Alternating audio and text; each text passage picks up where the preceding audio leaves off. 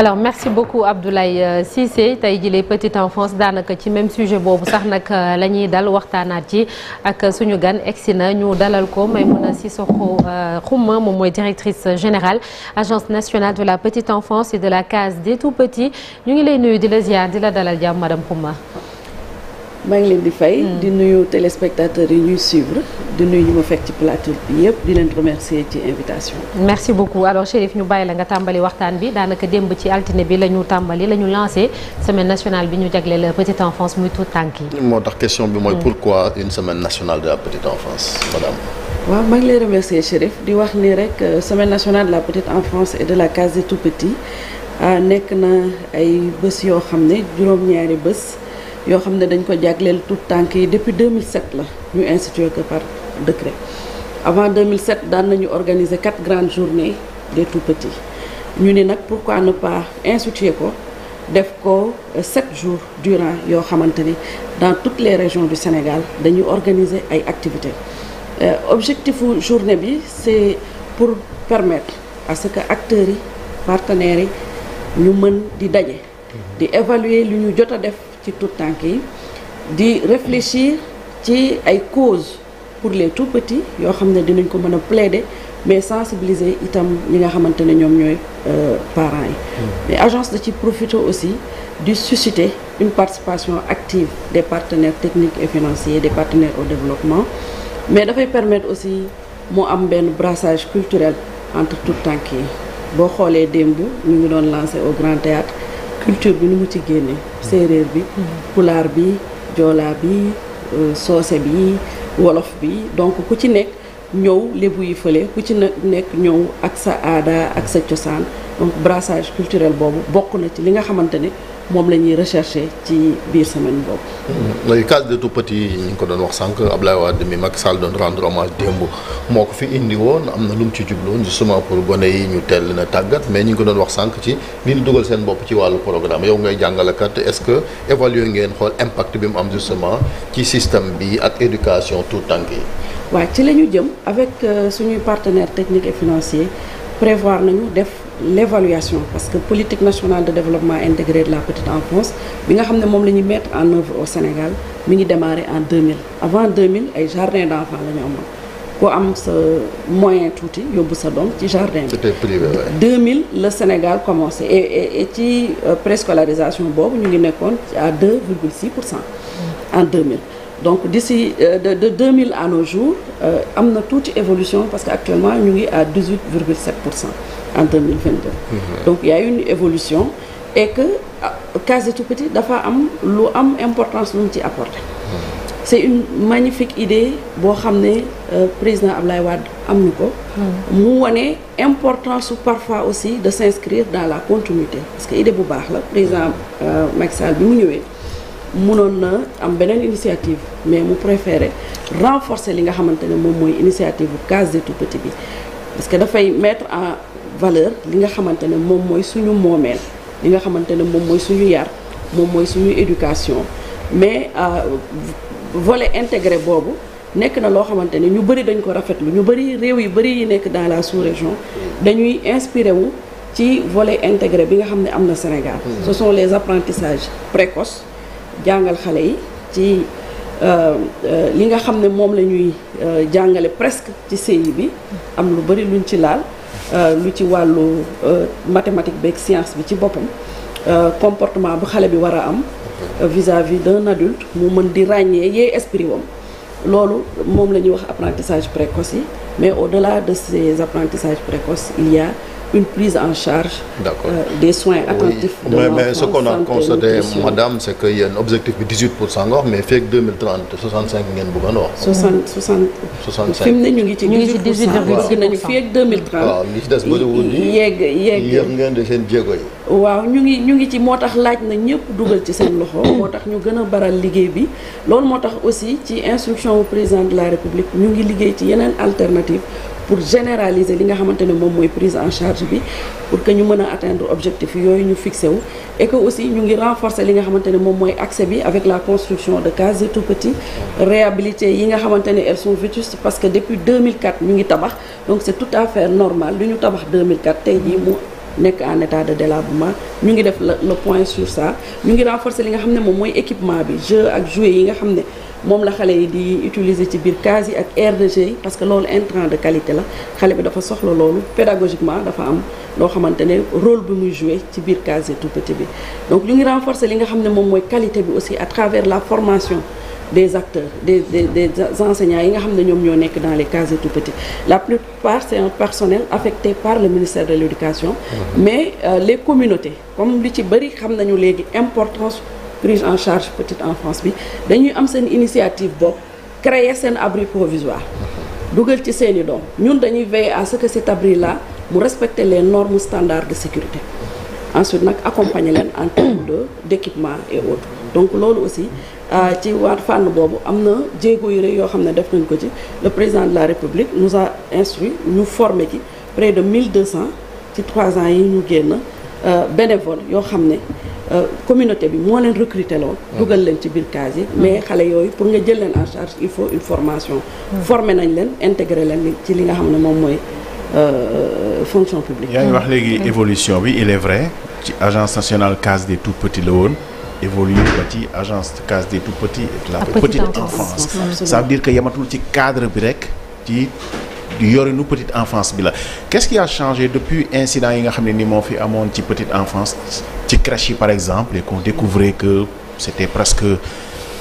ku mu neex ubbi wala nit ñi dénk la seen doom parce que amuñu pexe ci wàll boobu qu'est-ce qui a changé. absolument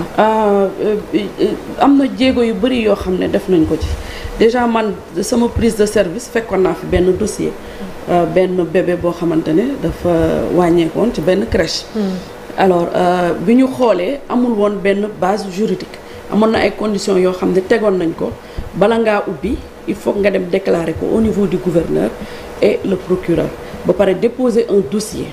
pour le déclarant responsable ak structure bi ci boppam au niveau de la collectivité locale ñu remonter ko jusqu'à la coordination régionale de la petite enfance parce que dans toutes les régions on a une coordination régionale mais dafa amul woon benn base juridique boo xamante ne dinañu doon permettre ñu wax ni lii nii la crèche bi war a taxawee lii moo ci war a nekk comme équipement lii moo ci war a nekk comme personnel bâtiment bi conditions yii la war a respecter donc loolu il fallait que agence mu liggéey ci moo tax ñu liggéey ci benn projet de décret boole ci acteurs yi yëpp ñi nga xam ne ñoom ñooy les autorités académiques ñu joxe seen xalaat société civile bi wàllu diine bi ñoom ñëpp ànd nañ ci liggéey ak ñoom ci naka la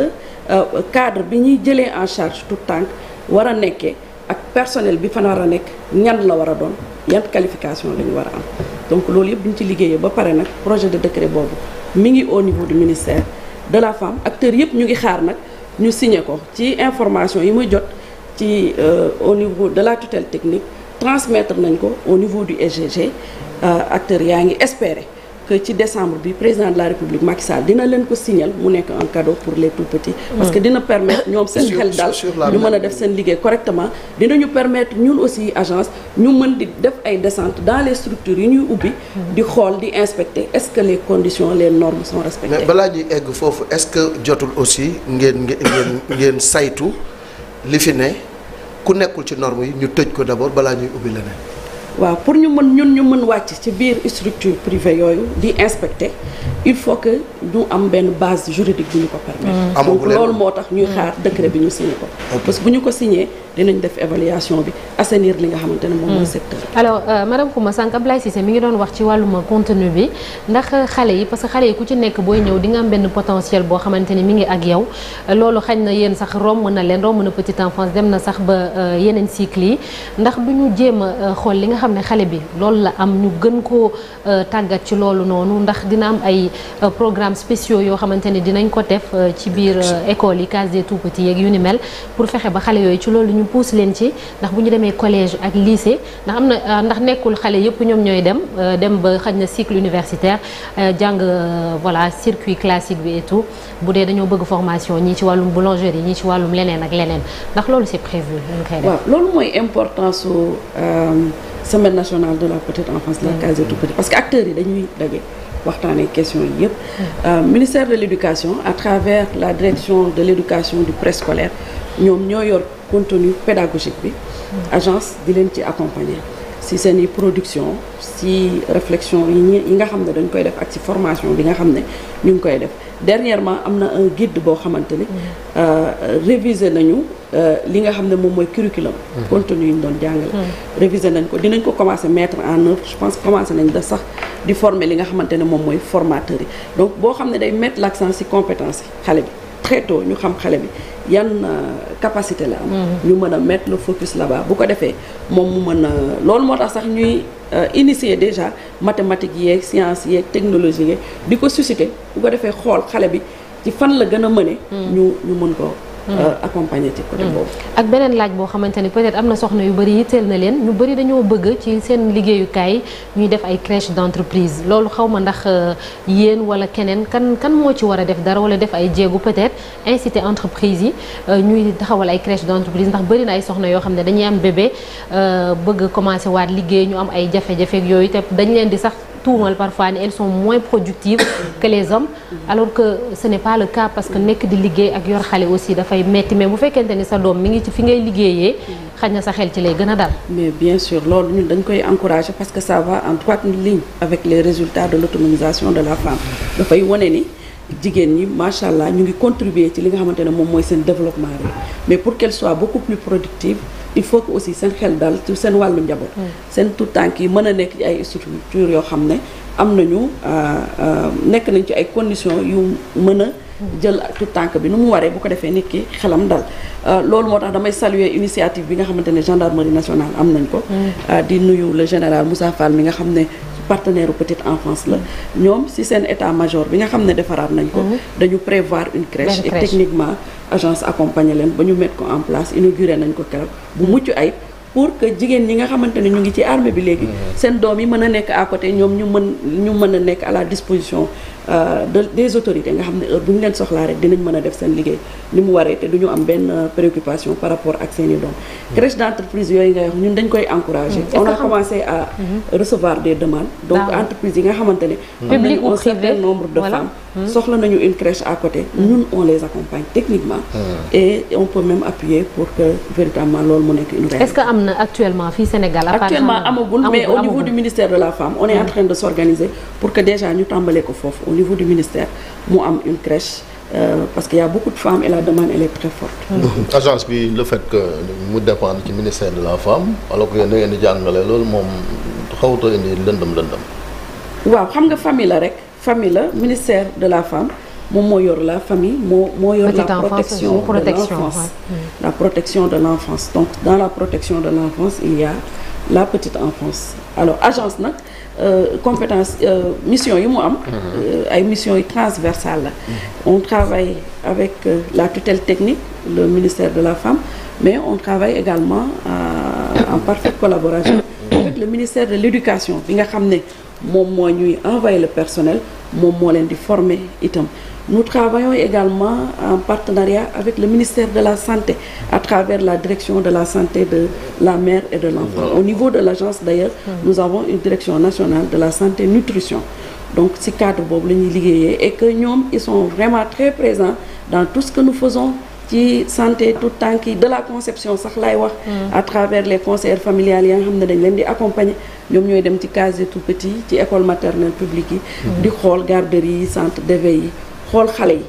defal leen ay dépistage xool ndax ñii dañu amee malnutrition bu sévère ñu orienté leen ci structure dédiée yi ñi nga xamante ne seen malnutrition sévèreul ñu defaral leen ay ñam loolu yëpp ñu ngi ko doon exposé démb au niveau du Grand Théâtre toggal leen et c'est le lieu d'ailleurs de saluer de magnifier le nouveau modèle de case des tout-petits bi nga xam ne am nañ ko depuis 2014 fii au Sénégal et qui prend en charge c'est le volet intégré dafay am cuisine ci biir et nous on dote selon les moyens de l'agence de denrées et on amène les partenaires aussi à en faire de même. parce que dañuy wax partenaire ba ne moom la Ablaye doon wax noonu est-ce que loolu dina tax ngeen mën a am seen maanaam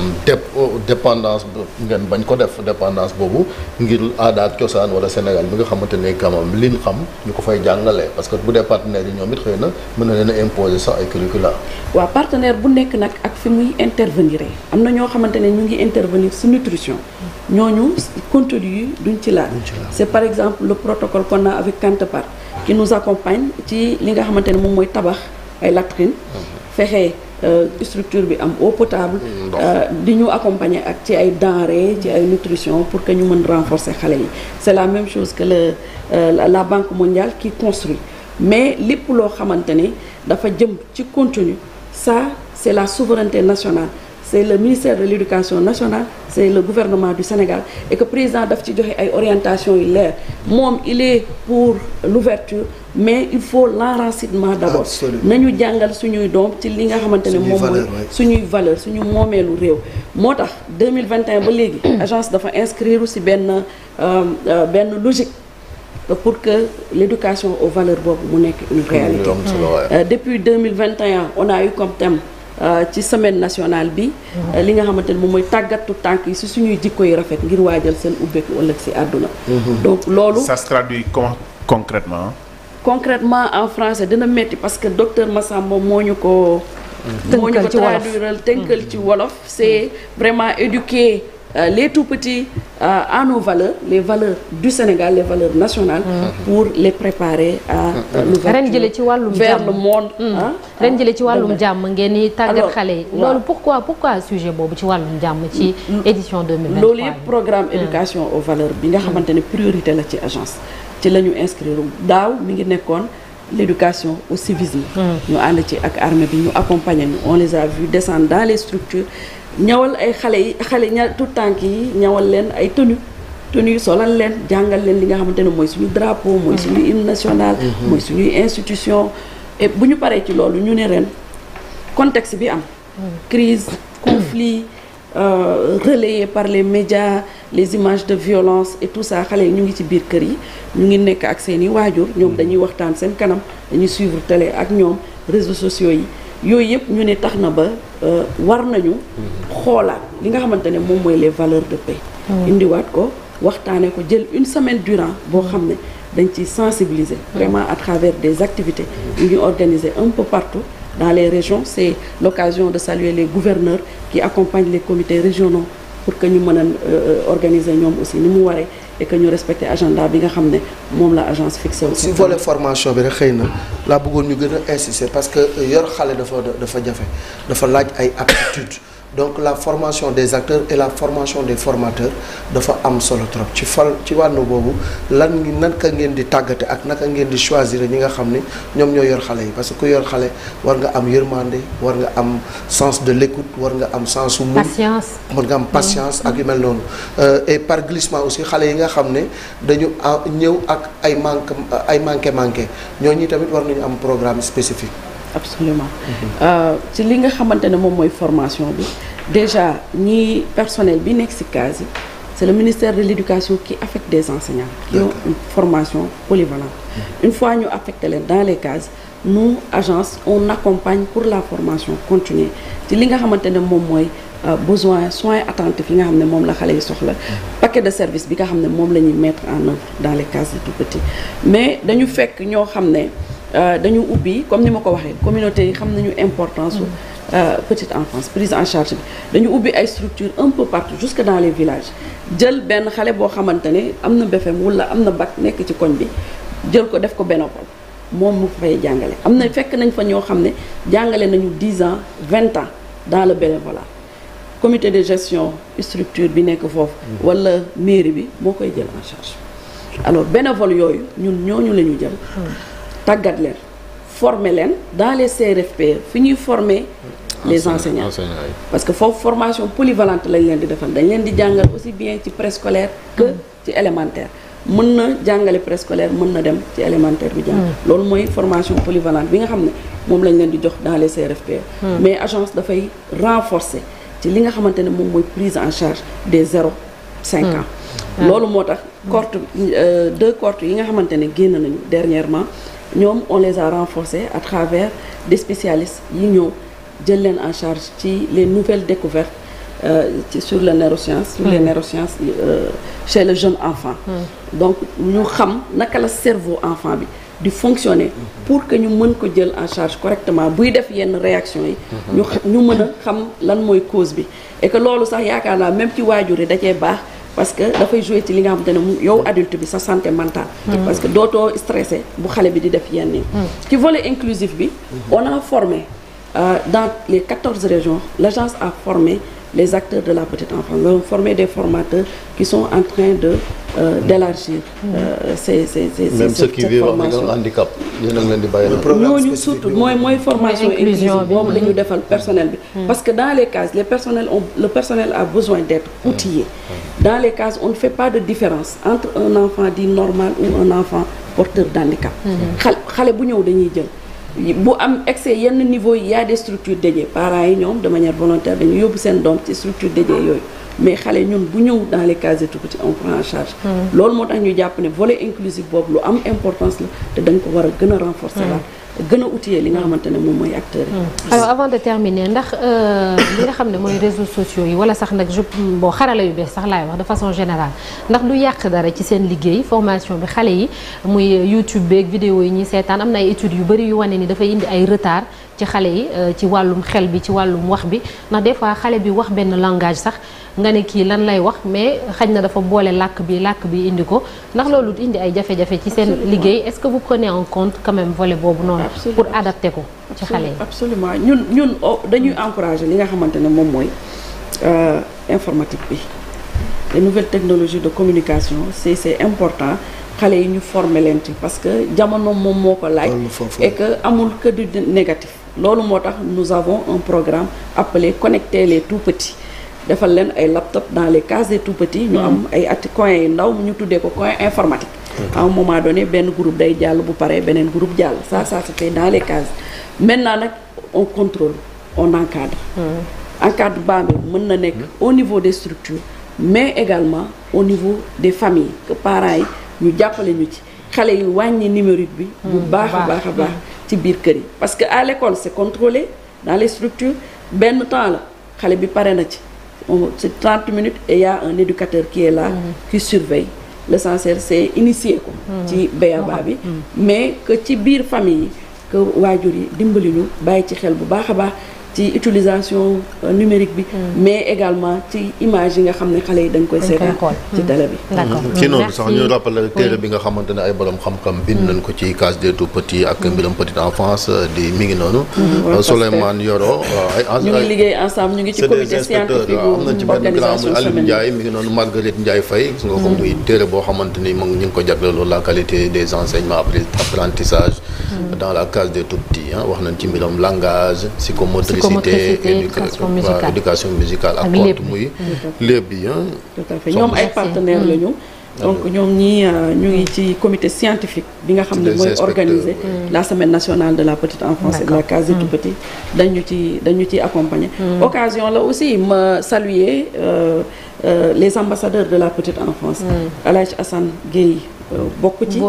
directeur RFM di ci def liggéey bu am solo docteur Massamba Aj Mansour Mbaye vraiment imam Diène association des imams et oulémas du Sénégal la sœur bi nga xam ne moom moo yor